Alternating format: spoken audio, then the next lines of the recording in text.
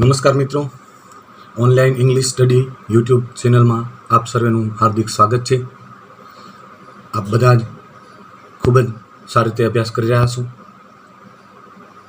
આપણે આજે તમને અંગ્રેજીમાં એ પછી ઘણી વખત ધોરણ 8 હોય, 9 હોય, 10 હોય કે 11 હોય, એવી રીતે એક ડેટા આધારિત પ્રશ્ન આવે,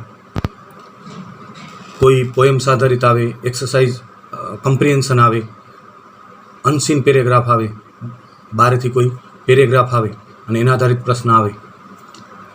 તો આ ડેટા આધારિત પ્રશ્નમાં તમને પોએમ્સ પણ હોઈ શકે અને ઘણી બધી બાબતો અંદર આવે છે. તો આજે આપણે એક ડેટા આધારિત પ્રશ્ન તમને આવે તો સિમ્પલ, પછી એ પેરેગ્રાફ હોય, પોએમ હોય કે કોઈ ડેટા હોય, તો એનો અભ્યાસ કરી અને એની નીચે આપેલા પ્રશ્ન તમારે આપવાના હોય છે. એક કાવ્ય પંક્તિ હોય તો કાવ્ય, પોએમ્સ હોય તો પોએમ્સ, કે પેરેગ્રાફ હોય તો પેરેગ્રાફ, કે ડેટા હોય તો ડેટા, એના આધારે આપવાના હોય છે. પણ આપણે પ્રશ્ન પ્રમાણે જવાબ બનાવવાના હોય છે, જે આપણે શરૂઆતથી જ એક આગ્રહ પણ રાખીએ છીએ કે તમે આટલું જ કામ કરો કે જે પ્રશ્ન આપેલો છે એને કાળકર્તા મુજબ એક્સ્ટ્રેક્ટમાંથી હોય, પેરેગ્રાફમાંથી હોય, પોએમ્સમાંથી હોય, ડેટામાંથી હોય, એનો જવાબનો ભાગ લઈ અને પ્રશ્નનો જવાબ બનાવતા શીખી લો. તો તમને કોઈ પણ ધોરણમાં ક્યાંય જ તમને તકલીફ અંગ્રેજીમાં તો ન જ પડી, કારણ કે અંગ્રેજીમાં દરેક ધોરણમાં એટલા પાસિંગ માર્ક્સ જેટલા પ્રશ્ન હોય છે કે જ્યાં તમને જોઈને પ્રશ્નના જવાબ બનાવવાના હોય છે.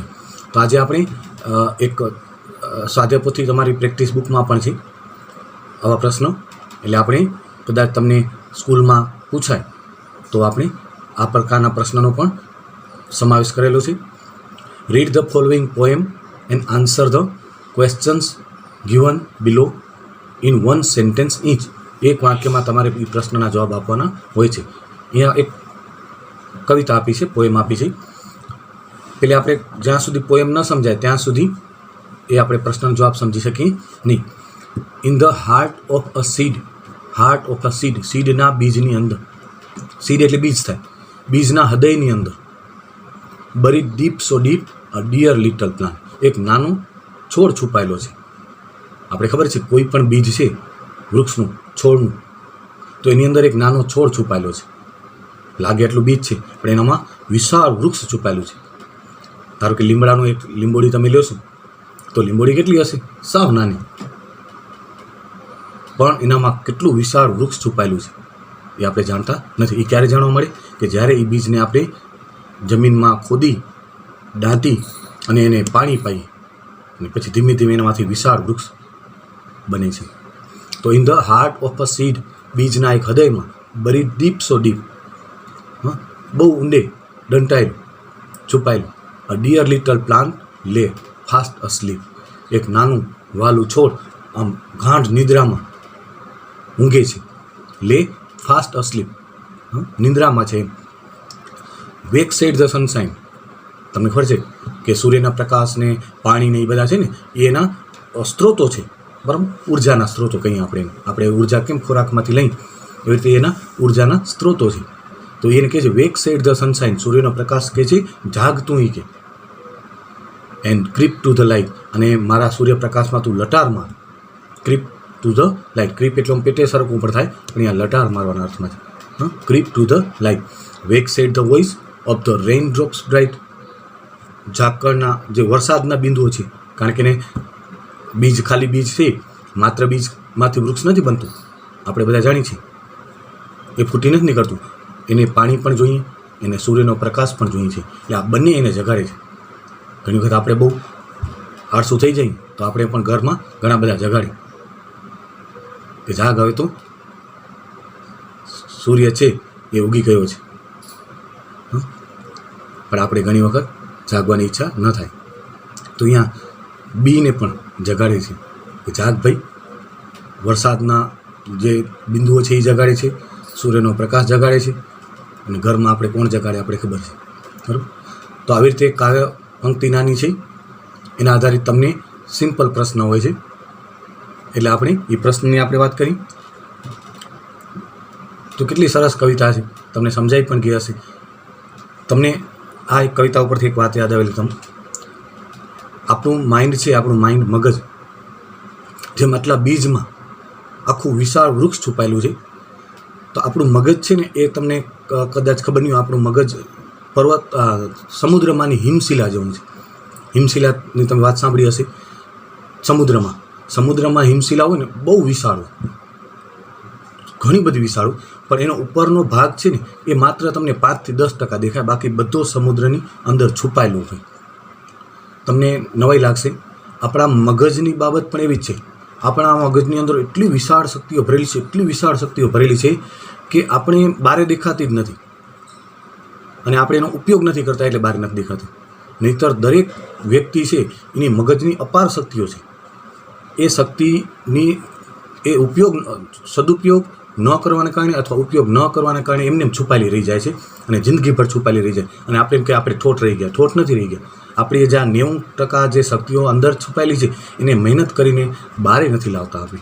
એ જો એક વખત બહાર આપણે લાવી દઈએ તો આપણામાં આપણે ખબર પડી જાય કે આટલી બધી શક્તિઓ છે. દરેક વિદ્યાર્થી હોય કે કોઈ પણ વ્યક્તિ હોય, એ અથાગ પરિશ્રમ કરીને અત્યારે જે આગળ વધે છે, એ બધાને ઈશ્વરે શક્તિ સમાન આપી છે, પણ એક અથાગ પરિશ્રમ કરીને એ શક્તિનો ઉપયોગ કરે છે અને એક નિષ્ક્રિય કરી નાખે છે. એટલે એક મજૂર બની જાય ને એક મહાન વ્યક્તિ બની જાય. એટલે આપણે વિચારવાનું છે કે આપણી આ મગજની શક્તિ છે એને આળસમાં ખપાવી નથી નાખવાની, અને આપણે એનો સદુપયોગ કરી અને જીવનમાં ખૂબ જ ઉપયોગ કરી, પરિશ્રમ કરી અને અચીવમેન્ટ, સિદ્ધિઓ, આપણે ઊંચામાં ઊંચી સિદ્ધિઓ પ્રાપ્ત કરવાની છે. અંદરથી મનથી ઈચ્છાઓ તો બધું જ શક્ય છે. તો આ ધ્યાન રાખજો કે આપણા મનની અંદર રહેલી શક્તિઓ અપાર છે, માત્ર એનો ઉપયોગ કરવાની જરૂર છે, સદુપયોગ કરવાની જરૂર છે, આળસમાં ખપાવી નાખવાની નથી. તો આ બીજ ઉપરથી આ તમને યાદ આવી એટલે આપણે એક લાગણીના કારણે તમને એ શેર કરી છે. તમે વિચારજો, આટલી બધી શોધો અવનવી થઈ છે, કેટલી શોધ થઈ છે જેનો આપણે ઉપયોગ પણ કરતા નથી આવડતો. આ કોમ્પ્યુટર હોય, લેપટોપ હોય, મોબાઈલ હોય, એની એપ્લિકેશન હોય, એ બધું શેનું પરિણામ છે? આ અપાર શક્તિઓનો ઉપયોગ કરનાર વ્યક્તિના કારણે આ શક્ય છે. બરાબર, એના ઉપરથી આપણે સમજાઈ જશે. તો અહીંયા પ્રશ્ન છે, where was the little plant asleep? Where was the little plant asleep? Little plant છે ક્યાં ઊંઘતો હતો, સૂતો હતો? આપણે ખબર છે, તો in the heart of a seed. આટલો પ્રશ્નનો જવાબ છે. હવે એટલા જવાબનો ઉપયોગ કરી અને આપણે શું કરવાનું છે? પ્રશ્નનો વાક્યરચનાનો ઉપયોગ કરી એનો જવાબ બનાવવાનો છે. તો પેલે કરતા આપણે લેવું પડે ધ લિટલ પ્લાન્ટ, ભાઈ વોઝ અસ્લીપથી પ્રશ્ન છે તો was asleep in the heart of a seed. બરાબર, એટલે આવી રીતે તમને જવાબ બનાવતા આવડી જાય તો તમને કોઈ પણ પ્રકારે ગમે ત્યાંથી, આ છે ને અનસીન કહેવાય. આ બધા અનસીન એટલે તમે અભ્યાસ તમે ન કરેલો હોય એવા પ્રશ્ન છે આ, એનામાંથી પૂછાય. અને એ આપણા ઇંગ્લિશનું નોલેજ ચકાસવા માટે હોય કે આટલું બધું ઇંગ્લિશ ભણીને આપણે થોડુંક સમજીને જાતે પ્રશ્ન જવાબ બનાવી શકીએ કે નહીં. કમ્પ્રિહેન્શનનું કામ એ જ હોય. અનસીન પેરેગ્રાફ આવે ને કે આટલા વર્ષથી આપણે ઇંગ્લિશ ભણીએ તો એક પેરેગ્રાફ ક્યાંકથી બારેથી તમને આપે તો એ તમે સમજીને જવાબ લખી શકો છો કે નહીં. તો એટલી આપણામાં ક્ષમતા ડેવલપ થવી જોઈએ. The little plant was asleep in the heart of a seed. જો in the heart of a સીડનો ઉપયોગ કરી અને પ્રશ્નમાંથી આપણે વાક્ય બનાવ્યું. પછી ધ ખાલી જગ્યા, ઇન ધ ખાલી જગ્યા વેક અપ ધ સીડ. કોણ બીજને જગાડે? હવે આપણે ખબર બે જગાડે છે, એક વેક સેડ ધ સનશાઇન, એક સનશાઇન અને રેઇન ડ્રોપ્સ, આ બે એને જગાડે છે. The sunshine and the rain drop wake up the seed. The word bright rhymes with the word ખાલી જગ્યા. બ્રાઇટ શબ્દ એનો રાઇમિંગ વર્ડ્સ એટલે આપણે બધાને હવે ખબર હોવી જોઈએ, પ્રાસ મેળવતો શબ્દ જેનું ઉચ્ચારણ સમાન હોય, ઉચ્ચારણ સમાન હોય, પ્રોનાઉન્સિએશન સમાન હોય, પછી એનો અર્થ ગમે તે થતો હોય, બંનેનો અલગ અલગ થતો હોય. બરાબર, અહીંયા બ્રાઇટનું રાઇમિંગ વર્ડ્સ આવશે લાઇટ. બરાબર, LIGHT. તો બ્રાઇટનું રાઇમિંગ વર્ડ્સ લાઇટ આવશે. The word bright rhymes with the word light. બરાબર, તો આવી રીતે રાઇમિંગ વર્ડ્સ આપણે આવડવું જોઈએ. એનું ઉચ્ચારણ ખાલી જોવાનું આપણે. ત્યાર પછી હજી એક કવિતા છે, I don't like the noises I hear. આ એક કવિની વાત છે અહીંયા. અને શહેરી ઘોંઘાટિયા વાર્તાઓની વાત છે. શહેરની અંદર અતિશય વાતાવરણ ઘોંઘાટિયું હોય ત્યારે આપણે અતિશય ઘોંઘાટ ગમે નહીં. તો કવિ એમ કહે છે અહીંયા આઈ એટલે કવિ થશે, ધ પોએટ. એટલે અહીંયા આઈથી જ્યારે તમને કોઈ વાક્યને હોય ને ત્યારે ખાસ ધ્યાન રાખવું પડે કે તમને પ્રશ્ન પછી ત્રીજા પુરુષથી હોય તો એ રીતે જવાબ દેવાય. પછી તમે આઈથી જવાબ આપો તો ચાલે નહીં. I don't like the noises I hear, કે આ ઘોંઘાટ હું સાંભળું છું એ મને ગમતો નથી. આ સાદા વર્તમાનકાળનું નકાર વાક્ય છે. I wish there were woods very near. There were woods very near આવે WERE, તમે ધેર પછી લખવું પડશે. I wish there were woods very near. હું એમ ઈચ્છું કે મારી નજીક જંગલો હોય, જ્યાં ચોખ્ખી હવા હોય, જ્યાં શાંત વાતાવરણ હોય. There is only one thing I love. કવિ એમ કહે છે હું એક જ બાબત છે જેને હું ચાહું છું. There is only one thing that I love and that is the sky far above. અને એ છે દૂર ઉપરનું આકાશ. બરાબર. આવી રીતે તમને કવિતા આવે તો એનો પ્રશ્ન છે. હવે જો અહીંયા આપણે મેં તમને કીધું છું કે હવે પ્રશ્ન તમને થર્ડ પર્સન સિંગ્યુલર, ત્રીજા પુરુષ એકવચનમાં પૂછાશે. બરાબર. તો એ તમારે ત્રીજા પુરુષની રીતે જવાબ દેવાનો છે. હવે ડઝથી પ્રશ્ન આવ્યો એટલે SKSથી જવાબ દેવાશે. બરાબર. What does the poet love. What does the poet love. તો ધ પોએટ લવ્સ થઈ જશે અહીંયા, કારણ કે ડઝ નીકળી જશે અને ક્રિયાપદની S લાગશે. તો હવે આપણે ખબર છે the poet loves the sky, એને આકાશને ચાહે છે. ધેટ આઈ લવ, આઈની જગ્યાએ હવે પોએટથી પ્રશ્ન પૂછો તો લવ્સ થઈ જશે. The poet loves the sky. The poet wishes there were ખાલી જગ્યા વેરી નિયર. લેખક શું ઈચ્છે છે કે એની બાજુમાં હોય તો જંગલો ઈચ્છે છે. આ ઘોંઘાટિયા વાર્તાઓની જગ્યાએ, પ્રદૂષણની જગ્યાએ, અવાજનું, હવાનું પ્રદૂષણની જગ્યાએ જંગલો. The poet wishes there were woods very near.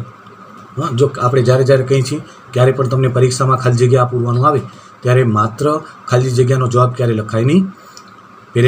Paragraph આધારિત ખાલી જગ્યા તો આખો પેરેગ્રાફ લખીને ખાલી જગ્યા પૂર્ણ કરાય. વાક્ય આધારિત હોય તો આખું વાક્ય લખીને પૂર્ણ કરાય. એ ખાસ ધ્યાન રાખવાનું. ઓપ્શનલ પ્રશ્ન હોય ABCDના અલગ હોય, પણ જ્યારે એના સિવાયના પ્રશ્નમાં આપણે ખાસ ધ્યાન રાખવાનું. વારંવાર આપણે છે તમને સમજાવી છીએ. પછી the word love rhymes with the word ખાલી જગ્યા. જો રાઇમિંગ વર્ડ્સની આપણે વાત કરી કે એને ઉચ્ચારણ સાથે મતલબ છે, માત્ર અર્થ સાથે કાંઈ મતલબ નથી. લવ તો અબવ, છેલ્લું ઉચ્ચારણ, છેલ્લા શબ્દના પ્રાસ મેળવતા. બ્રાઇટ, લાઇટ, ફિશ, ડીશ, ઘણા બધા શબ્દ છે, હજારોની સંખ્યામાં હોય. એટલે આ સિમ્પલ છે. રાઇમિંગ વર્ડ્સ એટલે પ્રાસ મેળવતો શબ્દ. The word love rhymes with the word above. તો આવી રીતે તમને પોએમ્સ આધારિત આપણે અહીંયા જે તમને પ્રશ્ન આવે એ તમારો અહીંયા પૂર્ણ થાય છે. એ તમે સારી રીતે આ કવિતાનો ભાગ લખી, પ્રશ્ન જવાબ લખી અને સમજીને લખજો. જાતે પ્રશ્ન જવાબ બનાવતા આવડે એવા પ્રયત્ન કરીને તમે લખજો. આજે આપણે આ સેક્શન છે અહીંયા પૂર્ણ કરીએ છીએ. Good bye.